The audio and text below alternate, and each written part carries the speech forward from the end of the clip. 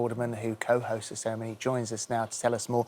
And Elizabeth came over to say hi to us. It's lovely because everybody does, and that's the great thing about the whole awards ceremony is that everybody's mixing and mingling. Well, it's all the Pride of Britain family, really. Yeah. You know, and all of our winners, you know, every year they understand that they're in a family. And often they take each other's details and then they meet up through the year and they try to help each other, because that's the nature of the person, you know, who wins. They're very modest, they're selfless, totally selfless. And you know what I really like is they've got a little bit of grit, a little bit feisty. Don't say I can't, because I can. It's always for someone else. Don't say you shouldn't, because I'll do what Elizabeth I think wants is to good be for other people. a racing driver. So Elizabeth Soff, as you know, suffered horrific injuries as a baby. There was an accident at home. There was an air conditioning unit that went up in flames, and she was flown from Qatar, funnily enough, which is in the news at the moment, to where her dad was working as an engineer, to Birmingham. And the hospital there, the Children's Hospital, you know, and still do extraordinary work. So then she, you know, just over the last couple of years has raised over £200,000 because she wants to help other children by running a mile a day for 26 days. So she did a marathon over 26 days. And so they could buy this particular piece of equipment to help other children. But she really, I mean, genuinely is hooked on Formula One, and her favourite racing driver is Daniel Ricciardo. Who can blame her? And so we sent her down to McLaren, unknown to her. He then came in and gave her... And she's literally that. Yeah, I bet. Completely... but because she wants to be a racing driver. And some might say, oh, yeah, well, that's a nice act. She goes go-karting. Oh, I have no doubt. You know, she's only 8. She is a determined young lady, that's totally, for sure. And that, I mean, that's just a little... We don't want to give too many of the stories away, but that's just one of the stories that you heard tonight. Absolutely. And there are so many more just like that. This, I mean, was 1999 the first?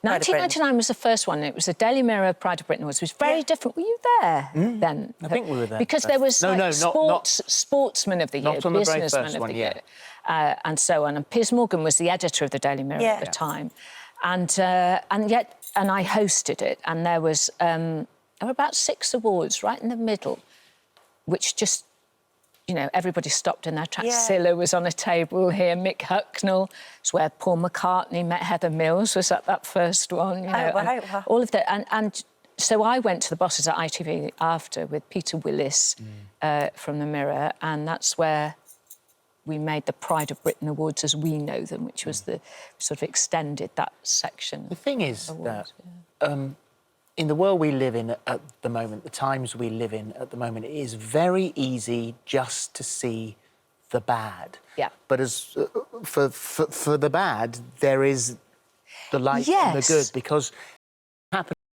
and if it wasn't for Pride of Britain, we'd never know about these things. These stories are happening, and it shows the very best of who we can be. It is that. That's exactly it.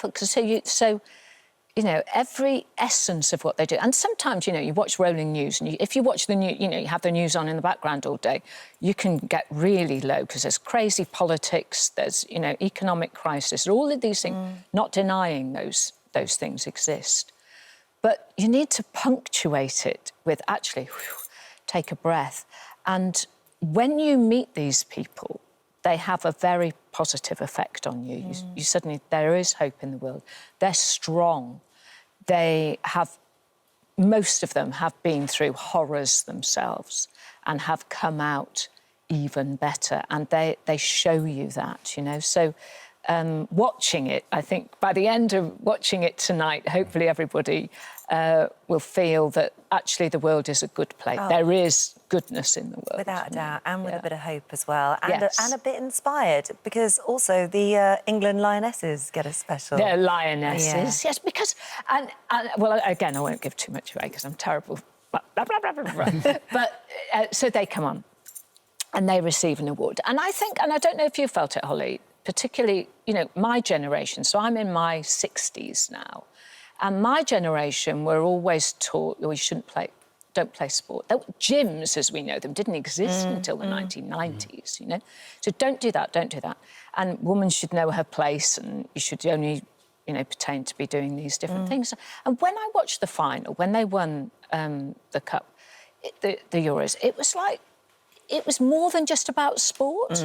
It was about women being able to go and cheer in this incredible way other women on. And I know there were families and I know there were men there as well. But it was the first event that I've ever witnessed in my life on that scale. It was a game changer. Did that. Yeah, absolutely. So they affected society as well, not just sport. Should also mention that this morning Emergency Services Award as well, because we've got PC James Willits and PC Liam Mittu, who accepted the award for their...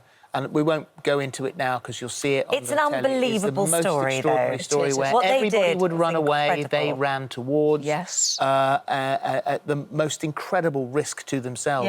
But also standing on that stage, representing... injury. Stabbed multiple times. In a story that we all watched on the news as it unfolded. And they represent all our emergency services who go out on the front line for us every day. Yes, and aren't we grateful to them? And, you know, and the military and, you know, because theirs is about service. It's not about a job, is it? They do... They feel as though they have a duty. Well, as we gave... It's a way of life. We gave the award to the two guys, and as we walked off stage, I said to Leon, are you all right? And he said, yeah. He said, that was 10 times worse than the actual thing that I'm here for. Because it's something out of your comfort zone, and none of them see themselves as heroes. So, and of course they absolutely are. And they are that, exactly. So, tissues at the ready, 8 p.m. tonight on ITV. The Pride of Britain is back. Lovely to see you as well. And well done. You do a great job always. So we really enjoy it. It's brilliant. Right, still to come.